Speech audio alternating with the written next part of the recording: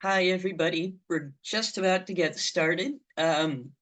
If, as you join, feel free to put your name, the name of your farm, and otherwise organization in the chat. We're going to be using the Q&A button so that you can send in your questions and comments. And we'll get started in just a little while here. This is the flood mitigation, a roadmap for Pennsylvania listening session with PASA. So I'm going to go ahead and get us started. Welcome to PASA Sustainable Agriculture's Flood Mitigation Listening Session.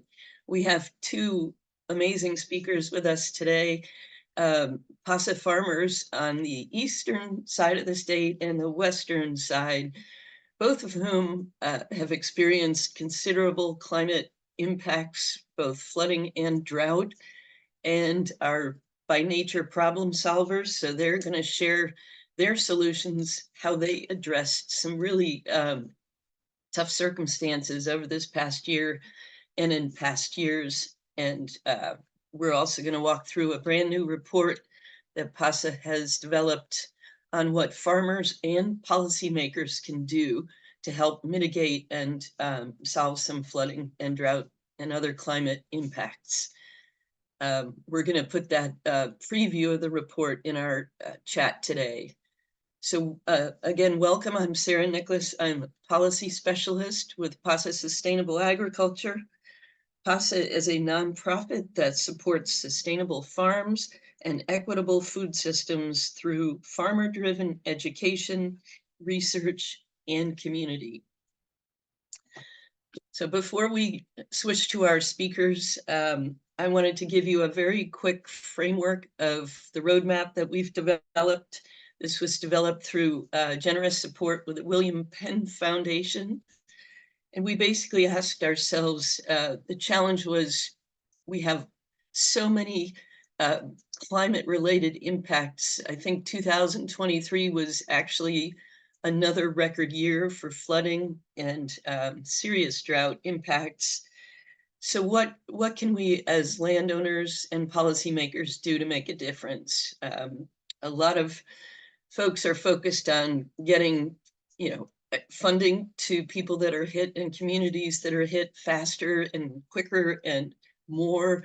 But there are things that we can do proactively to really make a difference as individual landowners, as towns and cities and communities, and as policymakers.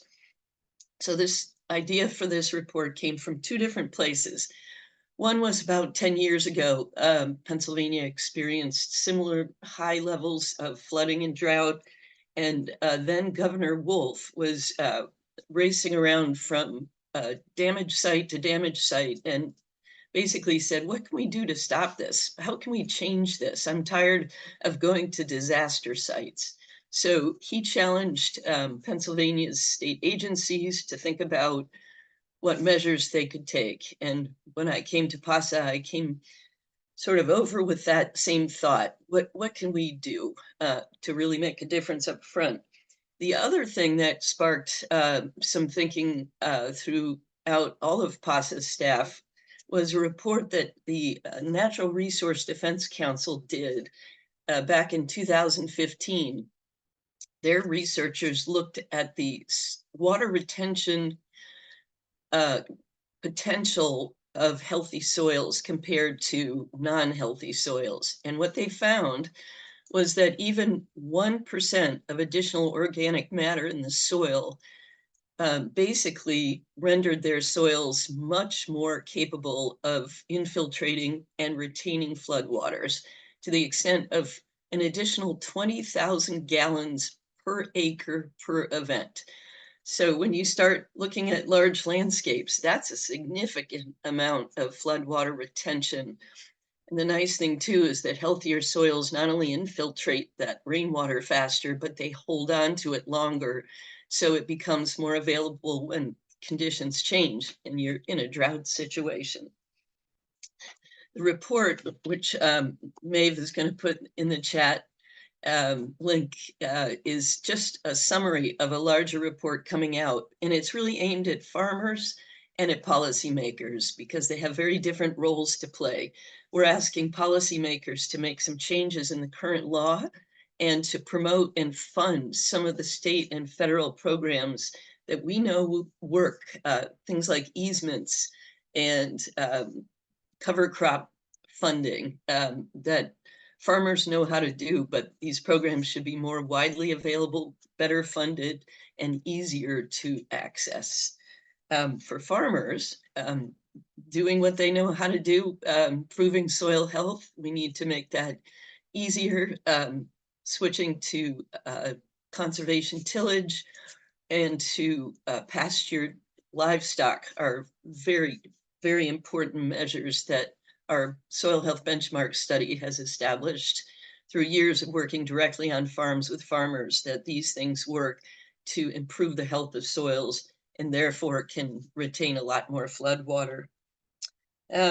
We grouped floods in a fairly simple way because they're not easy to categorize. We basically decided to talk about them as small flood events, medium flood events, and large flood events. And we have different sets of recommendations that farmers and policymakers can do based on the size of the flood. For small events, having better soils retaining moisture can be a real help to not only the farm and crop loss, but to downstream towns, cities, and townships. When floods get bigger, say 10 to 100-year floods, adaptation is a more logical strategy, making some shifts in what you grow, shifting where you grow it, how you grow it, and again, expanding existing programs which are not reaching enough landowners.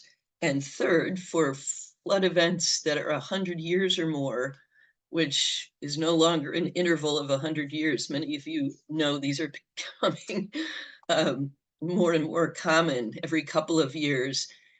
Really, soil health is somewhat marginal for these massive events.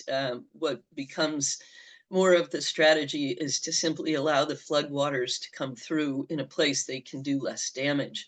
So this is where easement programs and shifting and making use of public lands and some of the creative approaches different cities in Pennsylvania and around the country have chosen, which are highlighted in this report, really makes sense. I like to shout out the example of Lancaster City, which spent a lot of time retrofitting some of their public parks with stormwater storage beneath the park.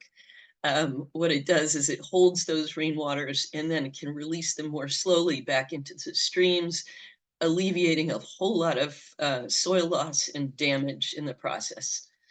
So there's some really creative ideas that people have been working with that kind of puts a more positive spin on an otherwise relentlessly kind of negative scenario as climate impacts increase.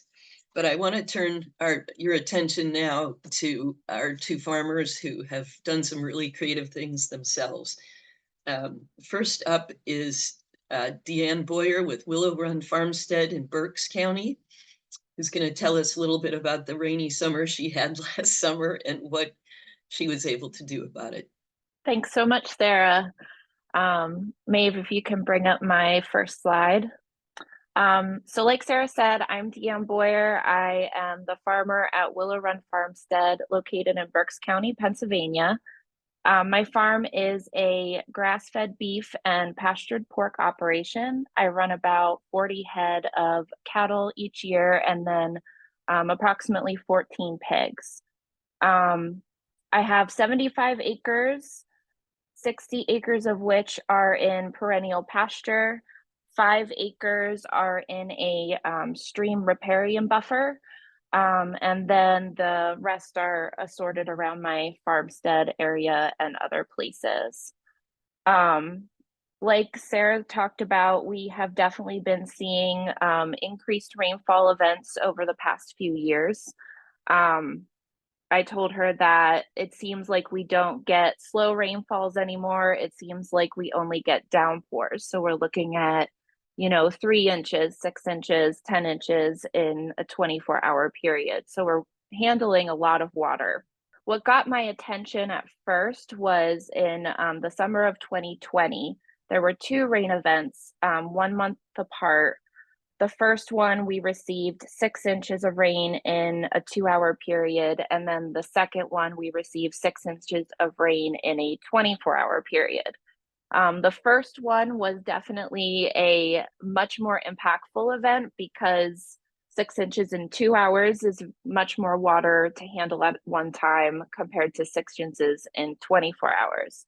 And while we didn't sustain any damage during those events, other than some small items that needed to be fixed, we what it did is it really highlighted for me the vulnerabilities of our farm and what we were looking at going forward if we had that type of rainfall, but also more rainfall in the future.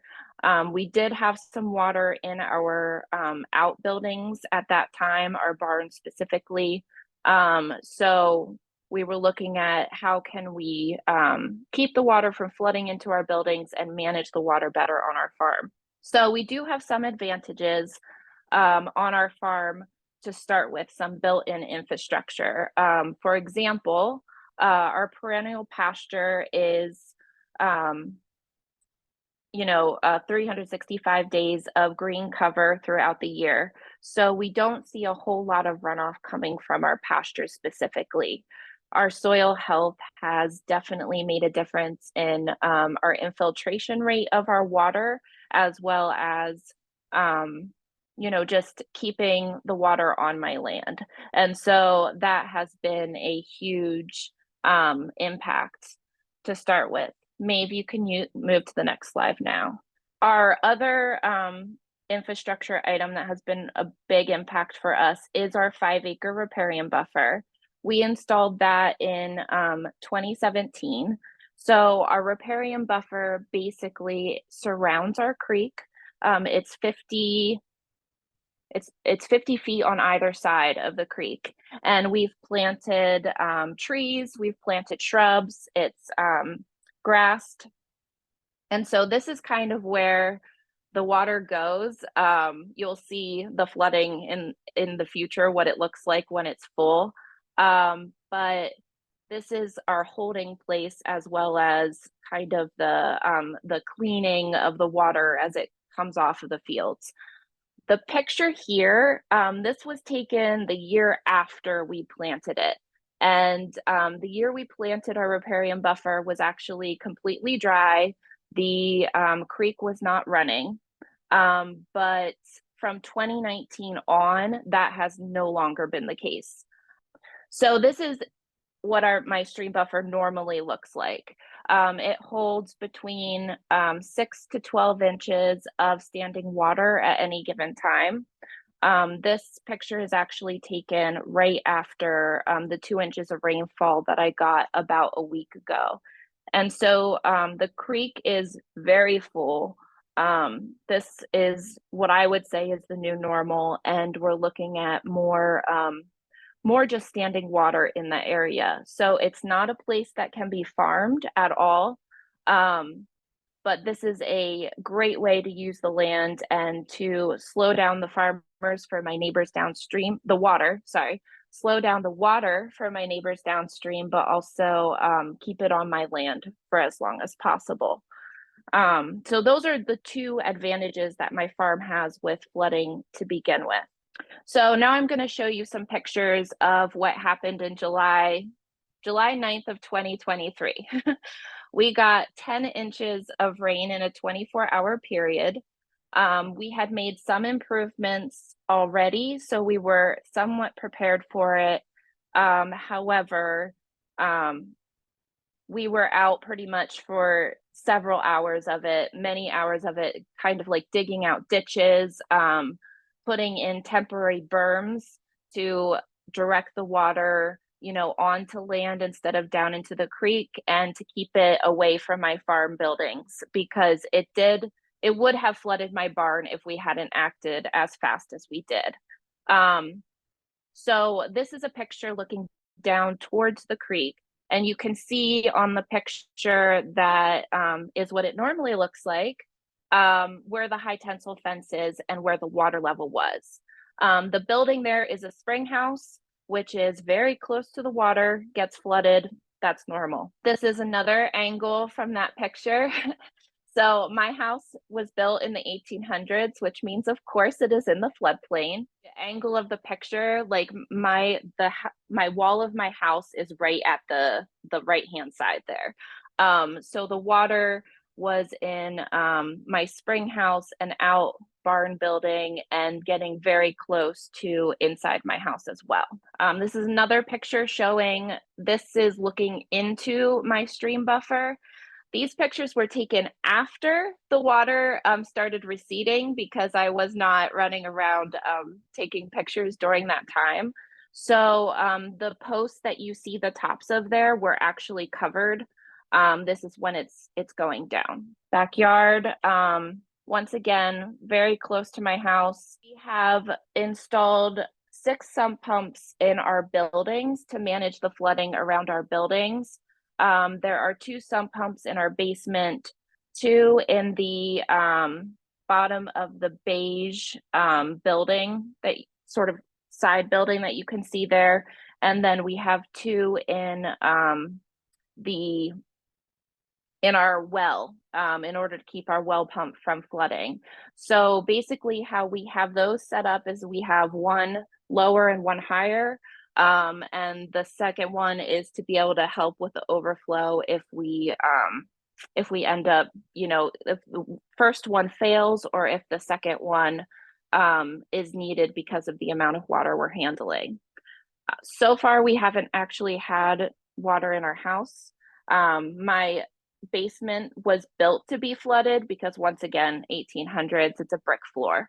But we are definitely, making sure that we're keeping things elevated to manage that. So this is one of the areas that we made the biggest changes. We were having a substantial amount of runoff coming from our neighbor's land, actually, right down our lane and funneling directly into our barnyard area.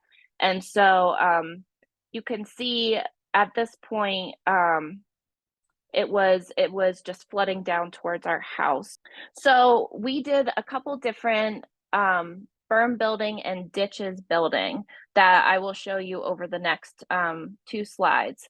This is a new berm that we put in place at the top of our lane that funnels that water that you were seeing coming down the lane into our pasture instead of down the impervious surface. So it's a very small hump, but it redirects the water into an area that will slow down the water in our grasses, but also, put it in the area that's going to hold the water the best anyway. Okay, so this is a picture of what we put into place. So one is that berm that I just showed you. The green represents the berm that we built, and then the blue is the water flow. So that is kind of our first point of defense when it comes to dealing with water runoff from our neighbors' fields, specifically down that lane. You can see that it's a pretty good distance from the creek, so most of that water is flowing down through our pasture anyway. The second spot is another Willow, quiet. Is another ditch that you will see. We dug a ditch alongside our neighbor's lane. At number 2, there's a berm in between 2 different ditches that helps with water, keeping it flowing down into our creek area. And then number 3 was a berm that was pre-existing. But what we did was, it was getting too low. So the water, when we were getting 10 inches of rain instead of less rain, was overflowing that berm. So we built up those low areas and then dug out the ditch around the back so that we had more water flow going through the back of the farm. So we're always looking at new ways to deal with water on our farm. Some of it has been just building our soil health and doing, these redirections of the water into our pasture. But we're also looking at doing plantings of different shrubs that might hold the water better, and kind of trying to be just creative about how to manage these high rainfall events and keeping water on our land as much as possible. Thank you. Thank you, Deanne. That was terrific. I remember you shared with me, and I can't come up with the number, but the infiltration rate of your soils was Yeah, quite amazing. yes. PASA came out to do a water infiltration rate test for the first time this past year, and it was, I can't say the number off the top of my head, but it didn't, yeah, it just flows in. It's amazing. So I know that when it rains, like there's a certain point that we would reach capacity, but my soils can hold a lot of water. Great. Thank you. So Mark, the floor is yours. Moving over to the western part of the state now. Thank you, Sarah.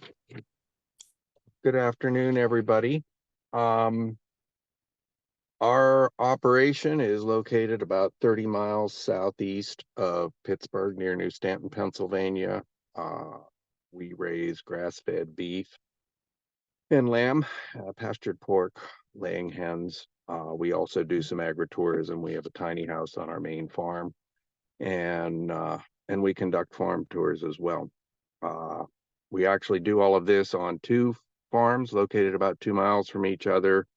The main farm, as we call it, is one that we own. It's 122 acres where we keep our brood cows and all of our other livestock, except for our butcher cattle, which live on the other farm, which is 35 acres, which we rent. We've been in business at these farms for about 10 years. Prior to that, I did some hobby farming with Scottish Highland cattle. Our cattle herd now consists of both Highlands and Devons and a lot of crossbreeds. So I haven't been around as long as Joe Biden, but I've been around a while.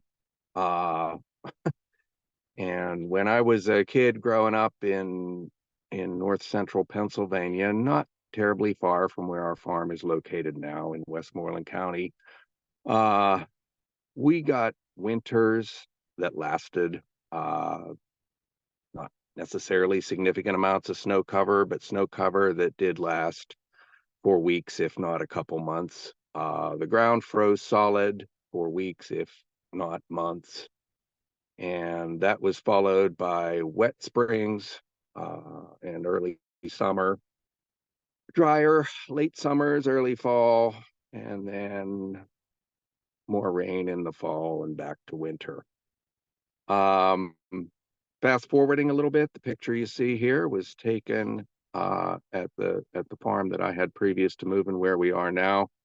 I think in 2009 or 2010. There's about a foot of snow on the ground right there. This isn't that long ago.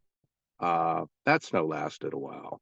So just a short time ago, we could count more on predictable winter conditions and even predictable summer conditions than we can now.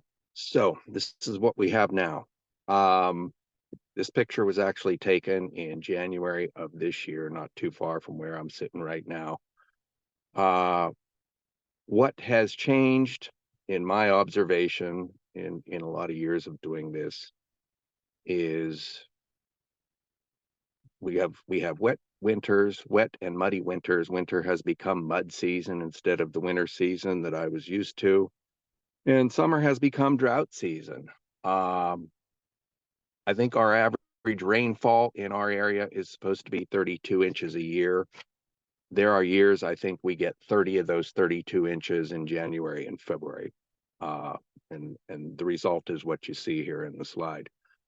Uh, we've experienced drought. We've been at this farm for 10 years, and I think we've experienced drought-like conditions. It's not officially called a drought sometimes, but we've experienced those conditions at least 6 out of the 10 years that we've been here, primarily the last 6. So my pictures, in the amount of time I had to get ready for this, I didn't get the dramatic pictures I would have liked to.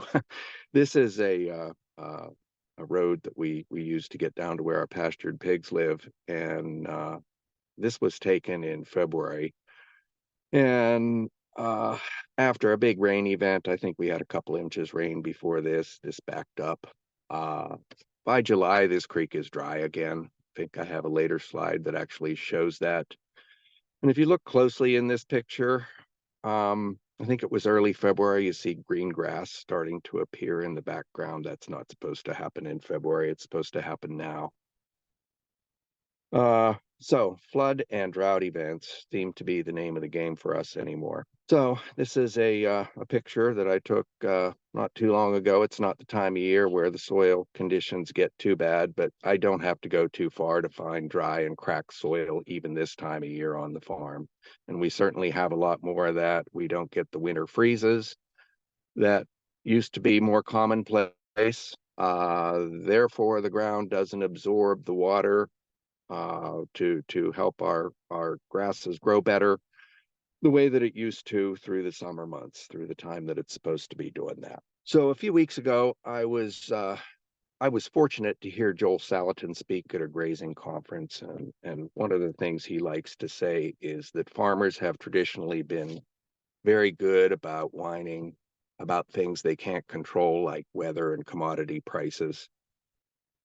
And so his advice was, try to do things that you can control.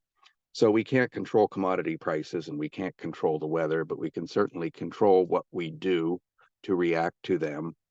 We direct market most of our stuff, so that's how we sidestep commodity prices, and that certainly helps us a lot.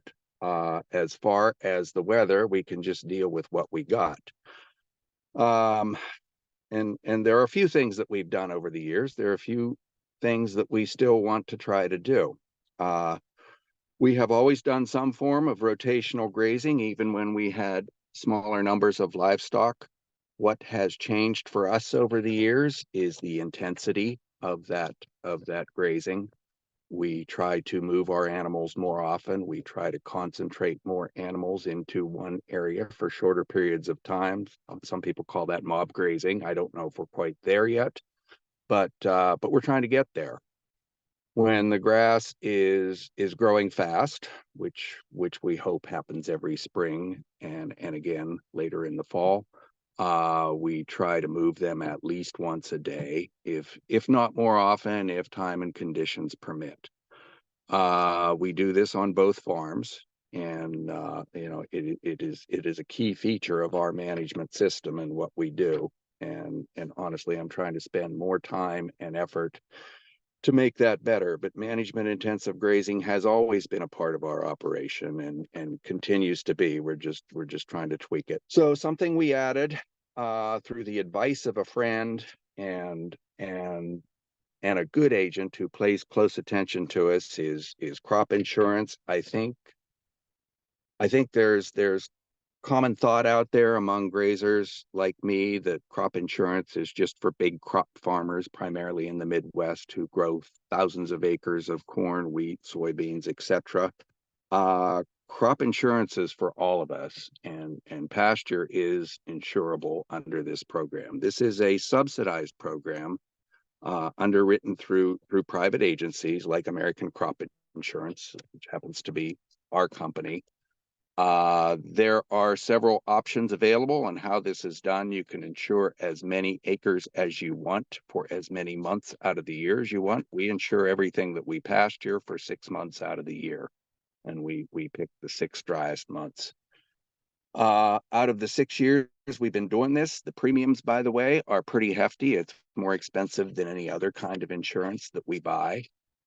But I think for 5 out of the 6 years we've been doing this, we've gotten enough back to pay for the premium. And in a couple of those years, we've gotten a whole lot more back. And I think in 2019, which is the driest year we've experienced on this farm, we got back 4 times what our premium was.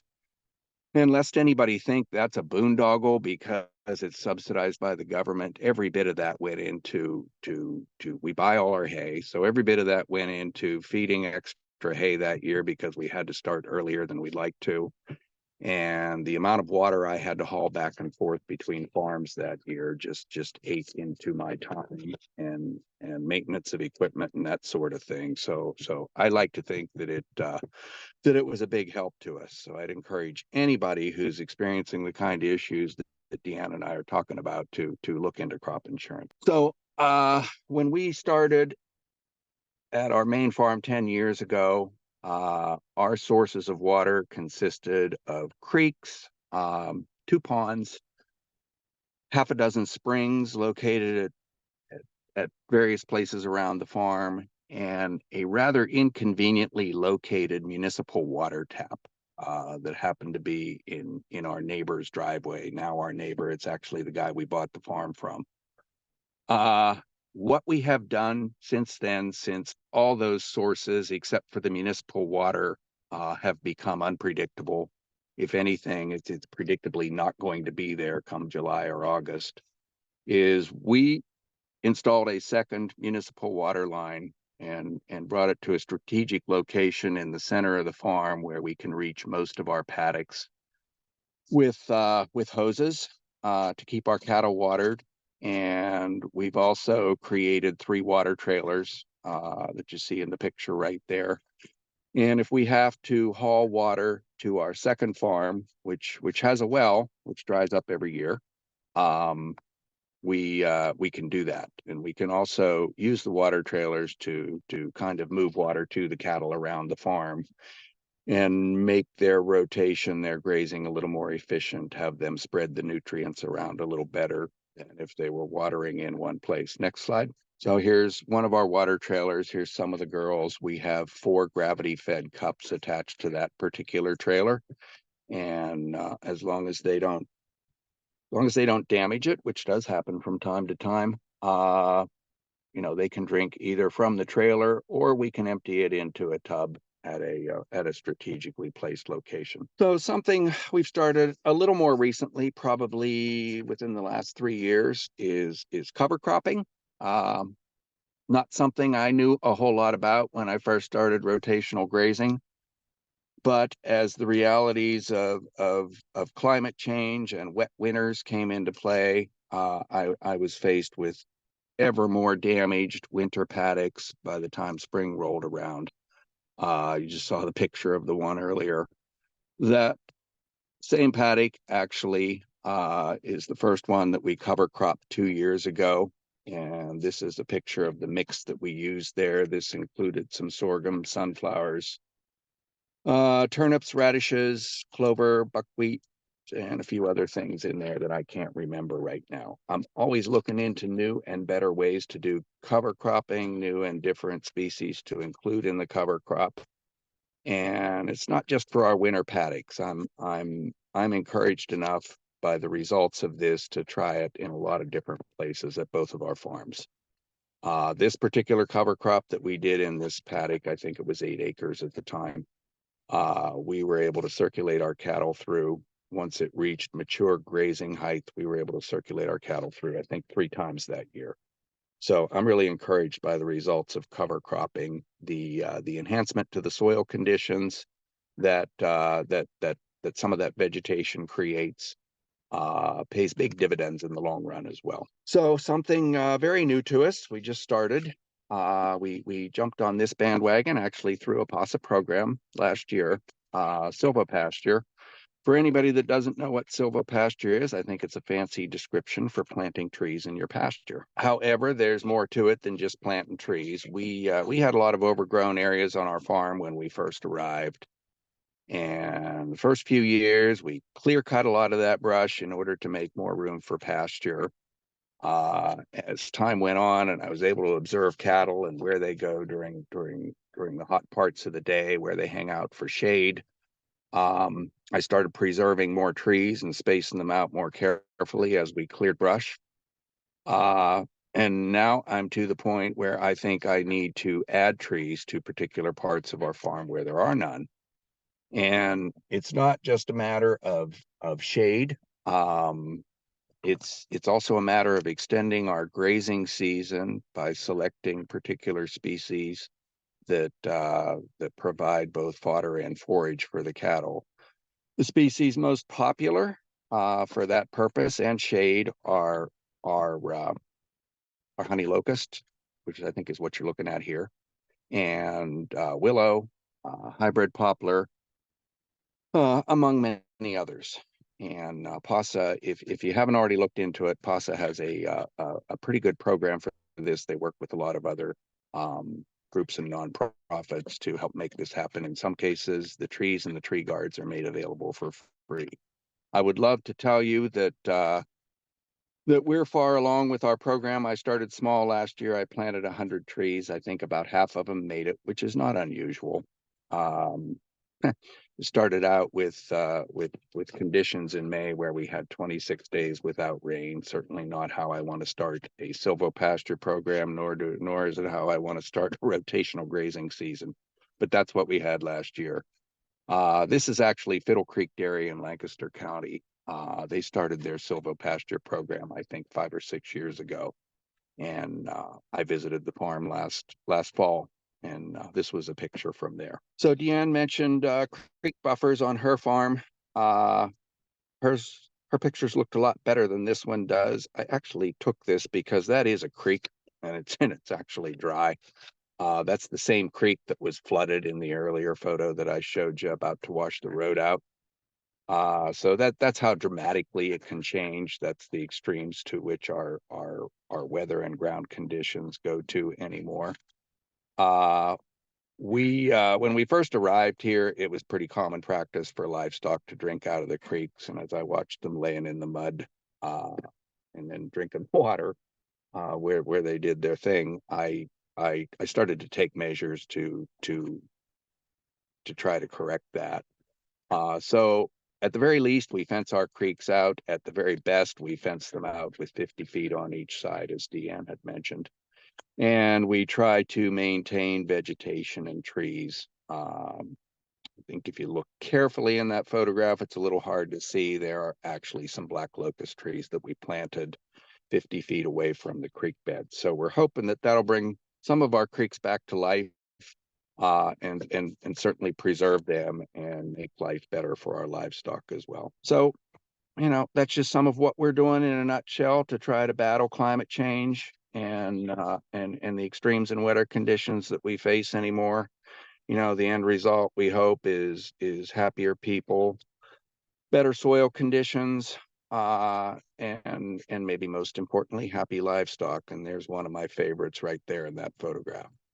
So I think I've burned up my 15 minutes and then some, so I guess I'll turn it back to Sarah. Thank you, Mark. That was great. I think between the two of you, you do a very good job of showcasing the extremes of weather. One side of the state was experiencing drought, very same time we had 10 inches of rain near Reading. So this is the new normal. And thank you for sharing your steps that you've taken.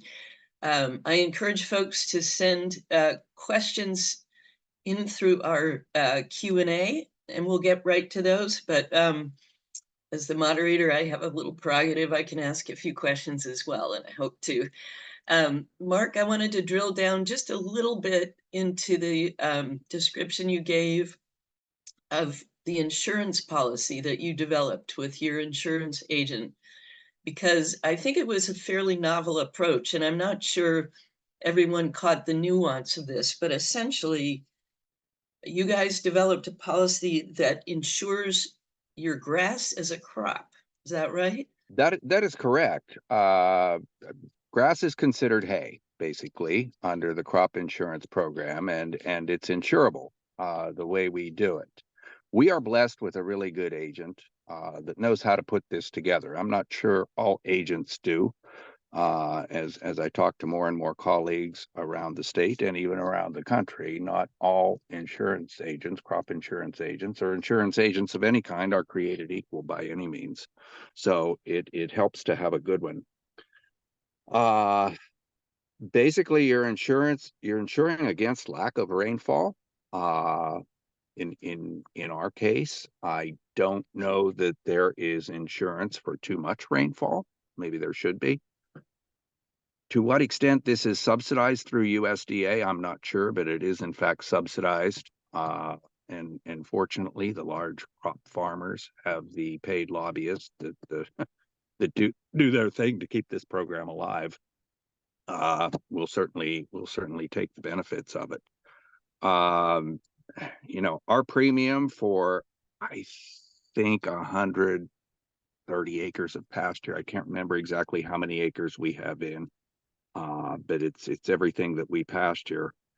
Our premium for the 6-month period is roughly $5,000 a year, which sounds like a lot, but like I said, 5 out of the 6 years that we've done this, we've gotten that $5,000 back through payments.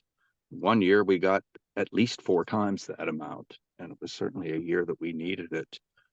The better news is the premiums payable in November. Most of the payouts come before then.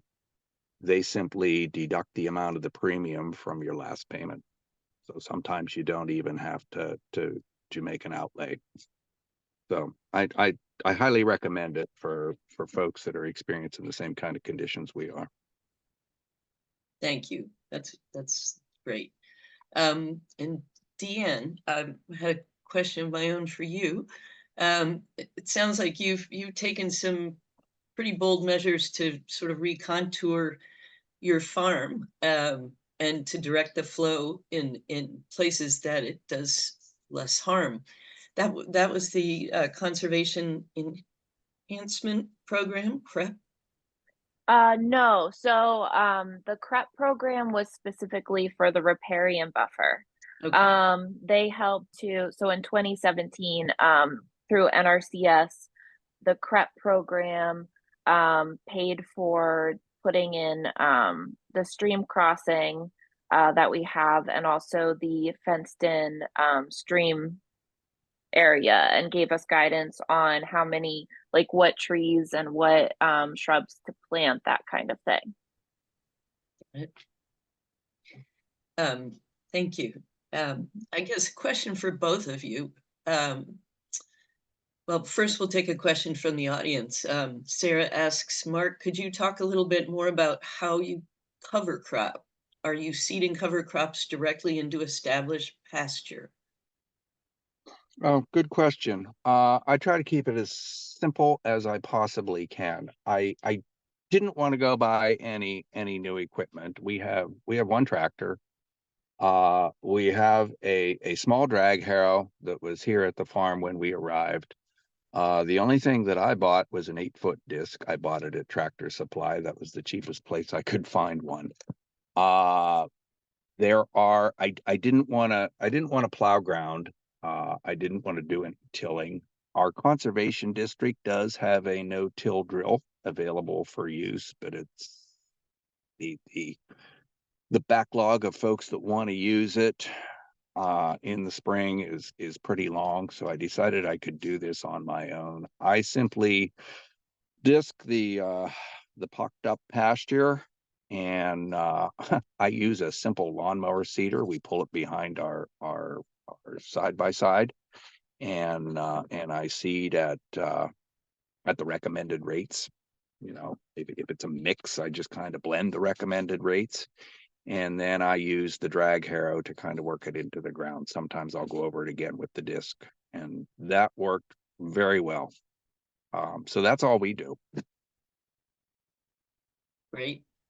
I will mention, I know not all of our PASA members or listeners enroll in NRCS programs, but some do. And NRCS last year, I think the very end of 2023, announced it was going to put an additional $15 million in their, I believe it's EQIP and CSP programs to do cover crops. for the next 5 years.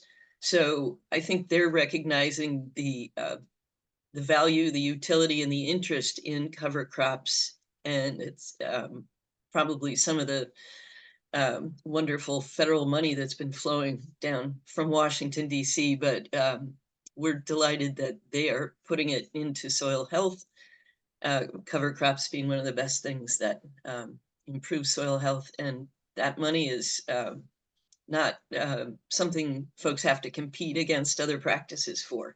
So just to be aware that it's available. Another question for both of you. You've both been sort of pioneers in figuring it out as you go, how to address some of these huge weather-related challenges. I'm curious to know from each of you, and you don't have to get too specific, but kind of what your neighbors who farm, whether they're coming up with innovative solutions, whether they're throwing up their hands and selling the farm, kind of what's the feeling of the communities that you were in? And are there, maybe it's an additional part of the question, are there needs that aren't being met that you can identify that maybe some of us who do policy work can go out and advocate for? Well, I'll start. Most of our nearby neighbors, honestly, are crop farmers, or they and if they do have livestock, they house their livestock indoors through the winter, feedlot operations. Most of them are conventional farmers. Colleagues that are nearby, that do what we do, have done a lot of the same things that I talked about, and I think Deanne talked about in her presentation. Most of them have had more success working through USDA and RCS than we have. We've gotten some technical assistance from NRCS, but so far we haven't gotten any funding from them. And there are a variety of reasons for that are not necessarily related to climate change. It has to do with the fact that we didn't own this farm until a couple years ago, and some other extenuating circumstances. So we're hoping to work more closely with them. We're certainly not opposed to doing that. But it's a valuable resource to anybody that's willing to go that route, and sometimes put up with the bureaucracy that's associated with it. That's just the nature of the beast. I would second what Mark says about we're pretty surrounded by crop farms, conventional farms. The people in my area who are doing things that are similar to us, like Mark said, have the same kind of similar system set up, specifically with the riparian buffers and that type of thing. But for my area, like there is a substantial amount of erosion that's going on through fields. I think that the conventional farmers are learning the cover crop incentives, but I think there needs to be more education about how these practices are valuable to them, and how keeping the soil on their farms through these major rain events not only protects the creek from like filling up with silt, but also protects the productivity of their land for the future. But I think it can be a hard sell sometimes because it's an extra cost, and it's hard to sometimes see what those benefits are, that you're seeing, that you're getting from this, or even like fencing off your stream area. A lot of people farm right up next to their creek, but then I'm seeing that my next door neighbor, there's a large chunk of his one field just gone, from that flood. And if there was more of a buffer area around those areas, then the land loss wouldn't be the same. So, how to balance that communication of protecting, the farmland, and help them to see that these sorts of, practices are advantageous to them really in the end. Thank you. Well, we're getting towards the end of our hour. Mark has been bravely calling in from his truck out in the wind, Western PA. I want to thank our speakers. I want to give two quick pitches before we leave. One is for listeners who are interested in doing more to build up their soil health, to consider contacting PASA and enrolling in our fairly established, long-running soil health benchmark study, where our staff work directly with you to assess your soil health and then recommend some measures to improve it. You can look up on our website and learn a little bit about the results of that study. The other is just to be aware that PASA has an agroforestry climate smart grant that we are rolling out this summer, which will actually be able to pay farmers for some of the practices you've heard about, including things like silvopasture, adding trees to pasture, which takes some real knowledge and technical assistance to do it well. But we are staffing up with experts who are really good at this. So something to keep in mind as you think about responses. Trees also provide some heat relief for livestock and even farm workers. So something that we are very strongly promoting. I would like to thank our speakers again. If you have any last recommendations or thoughts, you're welcome to share them before we close. Mark or Deanne, recommendations for folks get through this? Just hang in there. We'll figure this out. Great. Think outside the box. Yeah. Well said. Well done, both of you. Thank you so much for sharing your insights. It's really valuable. And please do send us, fill out your end of the webinar thoughts, and join us next time. And thanks so much for being a part of it. Take care.